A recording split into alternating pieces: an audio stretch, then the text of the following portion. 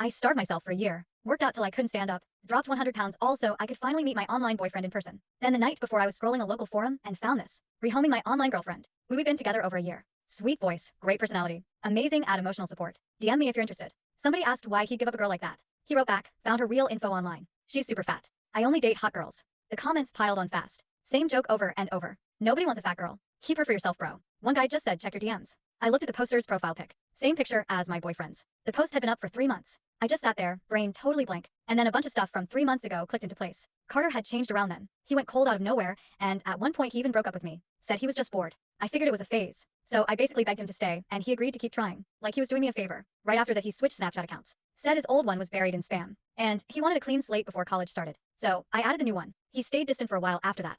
Felt like a completely different person. Honestly, it took weeks before we got back to the sweet, cheesy texting, all night thing we used to have. Figured he'd gotten bored, and then gotten over it. It never once crossed my mind that my phone buzzed. Babe, check the calendar. Your period's coming up. I ordered you some hot chocolate. Drink it while it's warm. Can't believe I finally get to see you next month. Kind of nervous. You excited, babe? My finger hovered over the screen. So who exactly was I about to go meet? Then Maya came over. She kept chewing on her lip. Chloe, did you and Carter break up? Why? I said calm. She didn't answer. Just handed me her phone. See for yourself. Back when we all played together, Maya got close with one of Carter's gaming buddies. Sent her screenshots of Carter's private story and their group chat. Somebody had asked, yo, why don't you bring your girl to play with us anymore? Carter, we broke up. Wait, what? You two were solid. What happened? I loved her voice. Always assumed she was a smoke show. Then she posted a screenshot one time, and her delivery receipt had her real name on it. I knew her high school, so I had somebody dig her up. Turns out she's a whale. Almost 200 pounds. I swear I almost threw up right there. I'm a visual. Guy dumped her on the spot. Somebody joked, maybe the fat squeezing her vocal cords. Sweeter the voice, bigger the whale than one guy. But that girl was obsessed with you. Every time you got jumped in game, she threw herself in front of you. Did she actually agree to break up Carter? Nah, she didn't want to. So I rehomed her, posted a listing, passed her off to somebody else. She doesn't even know my real name. And he dropped the link. The replies went nuts. You can transfer a girlfriend? Carter's a genius. She hit her face on purpose. She had it coming. Catfished by a wild hog for a whole year. Brutal man. Somebody asked if he was taking a break from dating Carter. Actually, I've already got a target. There's a super cute, innocent-looking girl in the incoming freshman group chat. Carter's family had money, and he was always buying the group coffee and drinks. Of course, everybody fell over themselves telling him how great he was. The chat filled with the usual. Carter works fast only a top-tier girl deserves. You drop a pic? He dropped a pic. White sundress, light cardigan, ash brown hair, and a loose side ponytail over one shoulder. Pale thin eyes that crinkled when she smiled. She was pretty, no arguing that. And I knew her, Haley Vance, from our freshman group chat. She posted that photo a few days earlier, and the guys had immediately crowned her campus queen. Maya was livid. He dated you for over a year, and threw you out like trash. He rehomed you. He's garbage, Chloe. And honestly, this Haley girl isn't even prettier than you. She's just pale and skinny. You should post her picture in that group chat right now. Make him joke. Kept scrolling in that whole chat. One person tried to stick up for me, but she really loved you, dude. Every time you got ambushed, she was the first one in. She died for you. Isn't this kind of cruel? A minute later, Carter typed back like it was nothing. I only care about looks. What am I supposed to do? Thinking about a year with that fat pig makes me want to puke. If she wants to blame somebody, she can blame her own face. Walking home that night, some guy stopped me to ask for my snap. I said no nicely and kept walking. The sky was gray and low, and it smelled like rain, even in the middle of summer. I caught myself in the window of a boutique. Small face, sharp features. The kind of face that makes people look twice. Maya says it all the time. Half jealous. Girls drop 6 figures on surgery and still don't get a nose like yours. Every time we go out, people stare at you. It's insane. I know I'm pretty now. Guys buy my drinks, ask for my number. I've been stopped by talent scouts on the street. But before Carter, my life looked nothing like this. I've been heavy since I was a little kid. By high school, I was pushing 200 pounds, and my eyes had basically disappeared into my cheeks. Fatty. Ugly. Heard every version of it. So I hid baggy clothes, hoodies in June, which of course, only made it worse. I had crushes like anybody else. But the second one of those boys found out, he'd act personally insulted and scream slurs at me in the hallway. Whenever I said I wanted to lose weight, my parents told me not to bother, but I was cute. Exactly how I was. They were both big, too, so to them, it just wasn't a problem. My whole adolescence happened in the shadow of other people laughing. I met Carter in a game. He was obsessed with my voice. Wouldn't quit until I added him. We played a few more nights and just clicked. After a while, he told me he liked me. I stayed up all night going back and forth on it. I knew he had money. He bought me every skin in the game, and kept trying to send me real gifts, which I always turned down. He didn't have clear face pics anywhere, but his feed was full of backshot vacation photos. From all over the world. Good. Build hotels that cost more per night than my parents made in a week. He liked my voice. That was the whole thing. If he ever saw the real me, that would be the end of it. But I liked him. Really, actually liked him. He was so warm back then. Anytime I was upset, he talked me down. Once he bought out gift cards in the game's public lobby, just to pay total strangers to send me nice messages. So I said yes. I hid my weight, hid everything about my life. Terrified, he'd look me up. I did test him once. What if I'm not pretty? He answered in about 2 seconds. With a voice like that? No way you're not pretty. Babe, quit fishing. Babe, when do I finally get to meet you? I miss you, babe. Let's go to the same school, so I can see you every day. I stared at the screen for a long time. Then I decided to lose the weight. I went scorched earth. Didn't matter that I was too hungry to sleep. Didn't matter that my stomach burned all night. Didn't matter that I'd finish a workout and just lie on the floor. My parents would beg me to have one bite of whatever they'd made. I said no every time. I lived like that for almost a year. Not one high-calorie meal. cried myself to sleep hungry more nights than I can count. Thinking about him was the only thing that got me through it. Then one day it was done. I learned skincare, makeup, how to do my hair, how to dress. Carter offered to come visit a bunch of times that year, and I kept inventing reasons to put him off. I never felt ready, never felt pretty enough. Yet. Then the boys in my class started looking at me differently. I got love letters. Guys turned red asking for my number on the street. Told me I was gorgeous. That's when it finally hit me. I was beautiful now. So I got brave. I applied to his school. We agreed to meet during orientation week. Except the whole thing was a game to him. I thought every sweet thing he said was real. He never even told me his real name. I only learned Carter Bennett secondhand through Maya's gaming crush. He never loved me. Not once. A few days later, Haley posted another picture in the freshman chat. Disneyland, Mickey ears. Pleated, skirt glowing. She cropped the guy next to her out of frame, but I recognized the watch on his wrist. Carter had flexed that exact watch on his story. The chat lost it. She's gorgeous. Who's the guy that looks like Carter? Lucky bastard. Maya had already filled me in. Carter started chasing Haley the second she posted her first picture. Flew to her city, bought her piles of expensive stuff, rented out a private fireworks show. Now it was official. Carter in the chat. Haley's my girlfriend. The chat did what the chat does. Congrats, man. You two look perfect. Only a girl like her deserves you. Then somebody brought me up. Y'all don't even know before this. Carter got catfished by some fat chick for over a year. Dude was traumatized. Thank God, he finally found a beautiful girl. Haley who? The guy laid the whole story out. And the chat piled on. Fat asked ugly. One after another. A fat girl thought she had a shot at Carter. Ugly girls always end up catfishing. She's coming to our school. Can't wait to see how bad it is in person. Haley added a soft little laugh. She must have been so insecure. It's not her fault she's ugly. But catfishing people is just wrong. Carter, let's not talk about it. Makes me sick. I'm just glad I've got you now. He had no idea I was sitting in that group chat on a burner account. I'd watched his entire new love story, start to finish. Someone asked yo, Carter, what was the catfish's name? We might run into her on campus. Carter, Chloe Sterling. Sounds basic. Figures. I switched to my real account, joined the group, changed my display name to Chloe Sterling. The chat went dead, but I knew exactly what everyone was doing. Sitting there, watching, waiting for it. A few minutes later, Haley sent 2 messages. Welcome to the group, Chloe. Hey, we're doing a freshman pre-party tonight. Wanna come? I knew what she wanted. She wanted an audience. I smiled and typed one word. Sure. I was about to go to bed when my online boyfriend, not a nugget, sent another photo. Babe, look at this bag. Got it in Italy. Knew it was you the second I saw it. I'll bring it when we meet. Babe, why are you ignoring me? You sleep, babe. I frowned at the screen. This guy bought Carter's old account, and he was really committing to the devoted boyfriend bit. He was ridiculously generous, too. Last month, he sent me a designer necklace and a whole luxury skincare set. Valentine's Day, a designer purse. Flowers on random Tuesdays for no reason. But he already knew I was fat. So what was the angle? I decided to find out. I sent him a picture of me from a year ago. 180 pounds, eyes squeezed into slits by my own cheeks. This is what I actually look like. If you can't deal with it, let's just end it. I don't want to waste your time. My thumb hovered over the send button, my heart hammering a frantic rhythm against my ribs. The screen of my phone felt ice cold against my fingertips. I had spent the last 12 months rewriting my entire existence. I had starved myself, run until my lungs burned like hot coals, and rebuilt myself from the ashes of a girl who used to hide in the back of the classroom. Now I looked in the mirror and saw a stranger, a girl with sharp collarbones, a defined jawline, and eyes that no longer disappeared when she smiled. But the ghost of the 180-pound girl still lived inside me. She was the one who had loved Carter. She was the one who had died for him in those virtual arenas, who had stayed up until dawn listening to him vent about his family, believing every sweet, hollow word that fell from his lips. I pressed send. The image of my former self, soft-cheeked, heavy-lidded, wearing an oversized gray hoodie that did nothing to hide the weight she carried, vanished into the chat window. This is what I actually look like. If you can't deal with it, let's just end it. I don't want to waste your time.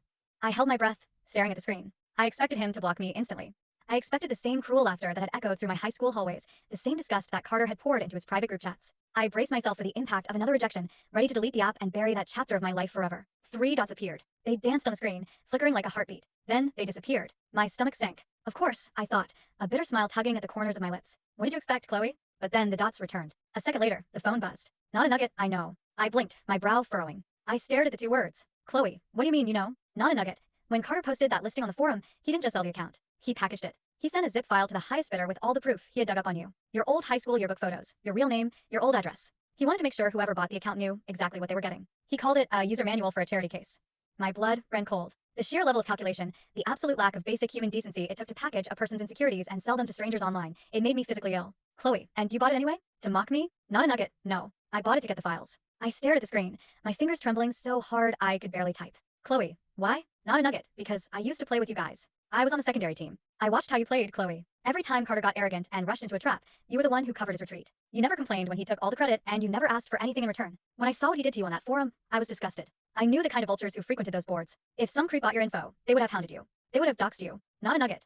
So I outbid everyone. I paid him 3 times what he was asking, got the zip file, and deleted every single copy off his drive and mine. I wanted to make sure nobody could ever use those photos to hurt you again. Tears, hot and sudden, blurred my vision. They spilled over my lashes, tracking down the cheeks I had spent a year starving to hollow out. Not a nugget. I didn't care about the photos, Chloe. I cared about the girl who possessed the kindest voice I'd ever heard. I cared about the girl who was so fiercely loyal that she'd throw her virtual character into a fire just to save a teammate who didn't deserve her. I've been talking to you for 3 months on this account. I know your mind, your humor, your fears. A picture from a year ago doesn't change any of that. Not a nugget. Besides, I knew you were going to his university. I wanted to be there to make sure you were okay. But I didn't want to rush you. I wanted to wait until you were ready. I wiped my face with the back of my hand, a strange, fluttering warmth blooming in my chest. For a year, I had believed that my only value lay in the sharpness of my silhouette. I had believed that the only way to be loved was to disappear. But here's a stranger, someone who had seen the version of me I hated most, telling me that he had spent months trying to protect her. Chloe, who are you? Not a nugget. Go to the party tonight, Chloe. Wear something that makes you feel like the queen you are. I'll be there. I think it's time we finally met in person. The bass of the music vibrated through the floorboards of the off-campus penthouse, a low, thumping pulse that rattled the windows. The air inside smelled of expensive cologne, spilled liquor, and the distinct, charged energy of freshmen trying too hard to impress one another. I stood in the doorway, Maya's hand anchored firmly around my wrist. Are you ready for this? Maya whispered, her eyes shining with a mixture of anxiety and fierce excitement. Because you look like an absolute dream, Chloe. Seriously, they aren't ready. I looked down at myself. I had chosen a bias cut, emerald green silk slip dress. It draped elegantly over my collarbones, skimming the curve of my waist and falling to just above my knees. My hair, dark and glossy, fell in loose waves over my shoulders. I hadn't gone heavy on the makeup, just a touch of mascara to highlight my eyes and a swipe of muted red lipstick. For the first time in my life, I didn't feel like I was wearing a disguise. I felt like myself. I'm ready, I said, my voice steady. We stepped into the penthouse. It didn't take long for the room to shift. It started with a few lingering glances from the guys standing near the entrance, conversations tapering off as we walked past. I felt the weight of dozens of eyes settling on me, but instead of the burning shame I used to feel when people stared, a cool, quiet confidence took its place. Oh my god, a girl nearby whispered to her friend. Who was that? Is she a sophomore? I don't know, but that dress is gorgeous. We moved through the crowded living room toward the outdoor terrace, where the VIP booths were set up. That was where the inner circle of the freshman group chat had gathered. As we approached the glass, sliding doors, I saw them. Carter was sitting in the center of a plush leather couch, a bottle of expensive champagne cooling in an ice bucket in front of him. He was wearing a designer tee, and the watch I had seen in Haley's picture, the gold luxury chronograph he loved to flex. He had his arm draped casually around Haley Vance, who looked exactly like her photos, pale, delicate, wearing a pristine white sundress with her ash brown hair in a loose side ponytail. They were surrounded by a dozen other guys from the gaming group, all of them laughing and drinking on Carter's dime. Man, Carter really pulled the campus queen. One of the guys, a sophomore named Jared, was saying loudly. No offense to the rest of the freshman class, but the bar has been set. Haley giggled, burying her face in Carter's shoulder. Stop it, you guys. I'm nothing special. I'm just happy to be here with Carter. Please, Carter smirked, leaning back and taking a sip of his drink. You're a masterpiece, babe. After what I had to deal with for the last year, I deserve a little quality. I swear, I still get nightmares thinking about that voice coming out of a literal whale. The group burst into laughter. Did she actually say she was coming tonight? Another guy asked, grinning. The Sterling girl? I've got my camera ready. I want to see if the floorboards actually creak when she walks in. She said she was coming, Haley said, her eyes glinting with a mean, sharp satisfaction that contrasted sharply with her innocent appearance. I felt bad for her, honestly. I thought maybe if she came out, she'd realize she doesn't belong in a place like this and just go home. It's for her own good, really. You're too sweet, Haley, Carter said, kissing her cheek. But trust me, she's not going to show. Girls like that have no shame online, but the moment they have to face real people, they hide. She's probably eating a tub of ice cream in her dorm right now. Actually, I said, stepping through the sliding doors and onto the terrace. I'm right here. The laughter died instantly. The silence that fell over the terrace was absolute, thick and sudden, broken only by the muffled beat of the music inside. Carter's smirk froze on his face. He blinked, his eyes scanning me from my high heels, up the line of the emerald dress, to my face. I watched the gears in his head grind to a halt. His pupils dilated, and for a fraction of a second, a look of pure, unadulterated attraction flared in his eyes. Hey, Jared stammered, leaning forward, his eyes practically bulging out of his head. Who are you? Haley's smile vanished, her posture stiffening as she felt the collective attention of the entire deck shift entirely to me. She looked at my dress, then at my face, her fingers tightening around her drink until her knuckles turned white. I took a slow step forward, letting my gaze rest directly on Carter. I'm Chloe, I said, my voice echoing in the quiet space. Chloe Sterling. Carter stood up so fast, he knocked his knee against the glass coffee table, sending the champagne bucket rattling. What? He breathed, his voice cracking slightly. No, that's not possible. What's not possible, Carter? I asked, tilting my head slightly. That the girl you spent a year talking to actually has a face? Or that she doesn't look like the photos you spent the last 3 months using to humiliate her?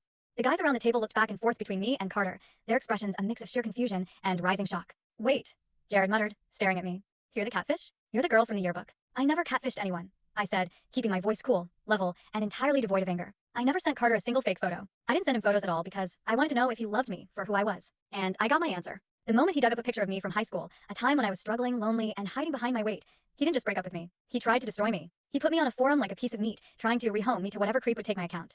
A murmur ran through the crowd. Some of the girls who had gathered near the entrance of the terrace began whispering, their eyes darting to Carter with sudden disapproval. Chloe, wait. Carter stammered, stepping around the table toward me. The arrogant, untouchable rich boy was gone, replaced by a panicked teenager trying desperately to salvage his pride. There's been a misunderstanding. The forum post, that wasn't me. Someone hacked my account. I swear. And the group chat, I was just playing along with the guys. You know how it is. I had to. You had to call me a fat pig? I interrupted, my voice cutting through his excuses like a knife. You had to tell everyone I made you want to vomit? You had to fly to Haley City and buy her expensive bags just to prove to your friends that you only date top-tier girls? Haley stood up, her face flushed with a mixture of embarrassment and rage. Carter, what is she talking about? Who cares what she looks like now? She's still a liar. She tricked you. But Carter wasn't looking at Haley. He He was staring at me, his eyes wide with a desperate, greedy realization. He saw the way the other guys in the room were looking at me. He saw the beauty he had so desperately chased, the status he craved above all else, standing right in front of him, and he realized he had thrown it away. Chloe, he said, his voice dropping to a low, pleading tone as he reached out to grab my wrist. Look at me. We were together for a year. We had something real. I was stupid, okay? I made a mistake. But we're at the same school now. We can start over. I can make it up to you. I'll take you wherever you want to go. I'll buy you. Don't touch her. The voice was quiet, but it carried an authority that made everyone in the vicinity freeze. From the shadow of the doorway, a tall figure stepped out. He was dressed simply in a dark charcoal sweater and black trousers, but there was an effortless, commanding elegance to his bearing that made Carter's flashy designer clothes look incredibly cheap. He had sharp, aristocratic features, deep gray eyes, and a calm, unbothered expression. My heart skipped a beat. Julian. Jared gasped, his voice suddenly full of deference. What are you doing here? Julian Thorne. Even I knew who he was, despite having only been on campus for a few days. His family owned half the real estate in the city, and their name was etched in bronze on the university's library. He was a junior, notoriously private, and someone whom even the wealthiest students on campus tried desperately to appease. Julian didn't look at Jared. His eyes were fixed entirely on me. He walked past Carter as if he were nothing more than a piece of discarded furniture, stopping right in front of me. The cool, detached expression on his face softened into something incredibly warm, a quiet smile playing on his lips. You look beautiful, Chloe, he said softly. He reached into his pocket and pulled out a small, exquisite key, placing it in my hand. Then, he gestured to a sleek, designer leather bag sitting on the bench behind him, the exact one he had sent me a picture of from Italy. I believe this belongs to you, he said. My breath caught in my throat. You're not a nugget. The one and only, he murmured, his eyes crinkling at the corners. Though I think I prefer my real name when we're in public. Carter's face went entirely pale, his jaw dropping as he looked between Julian and me. Julian? You know her? How do you know her? Julian turned slowly to face Carter, the warmth in his eyes instantly freezing into a cold, lethal disdain. I know her because I bought her account from you, Carter, Julian said, his voice carrying clearly over the silent terrace. For 50 pounds. You thought you were pulling off a brilliant scam, selling the contact info of a girl who trusted you. But all you did was prove to everyone what a pathetic, hollow little boy you are. Julian pulled out his phone, tapping the screen once. And since we're sharing real info online, Julian continued, I thought I'd help you clear the air. Suddenly, a loud chime echoed from several phones in the crowd. People began pulling out their devices, their eyes widening as they looked at the screens. Julian had forwarded a message to the entire freshman and sophomore group chats. It wasn't just a screenshot. It was the complete, unedited transaction history of Carter's rehoming post, including the bank transfer details, the disgusting messages Carter had sent about Chloe, and a detailed log of how he had tried to sell her personal details to strangers. Oh my god, a girl near the front muttered, looking at her phone in horror. He literally tried to sell her information. That is so illegal. That's disgusting, another sophomore whispered. He's a creep. Carter's phone buzzed in his pocket, then buzzed again, and again, a barrage of notifications lighting up the screen as the campus community reacted in real time. The carefully constructed image of the wealthy, generous, top-tier guy disintegrated in a matter of seconds. This is a lie. Haley shrieked, looking at the messages on her own phone, her voice cracking with humiliation. Carter, tell them it's a lie. But Carter couldn't speak. He looked like a man standing on a sinking ship, his face completely devoid of color as his friends slowly took a step back, distancing themselves from him to avoid being caught in the blast radius. Julian looked down at Carter, his expression one of pure pity. You only care about looks, right, Carter? Julian said softly, echoing the words Carter had written in the chat. What a shame, because from where I'm standing, you're the ugliest thing in this room. Julian turned back to me, offering me his arm.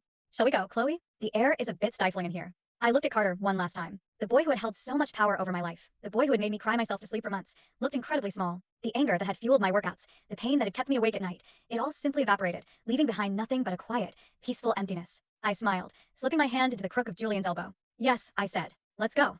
We walked out of the penthouse and into the cool, damp night air. The city lights stretched out before us, glittering like a sea of fallen stars beneath the gray, low sky. A soft, gentle rain had begun to fall, clean and refreshing against my skin. As we walked down the quiet, tree-lined campus path, Julian stopped. He took off his charcoal sweater and gently draped it over my shoulders, his hands lingering for a moment on my collarbones.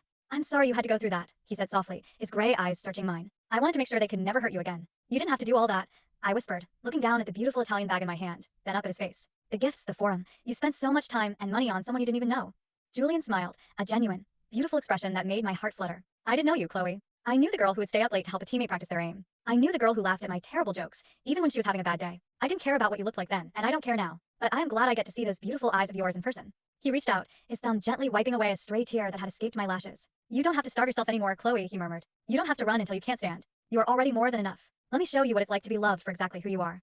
I looked at him, feeling the warmth of his hand against my cheek, and for the first time in a very long time, the ghost of the girl in the gray hoodie finally found her peace. I'd like that, I said softly, my voice carrying clearly in the quiet, rain-scented night. I'd really like that.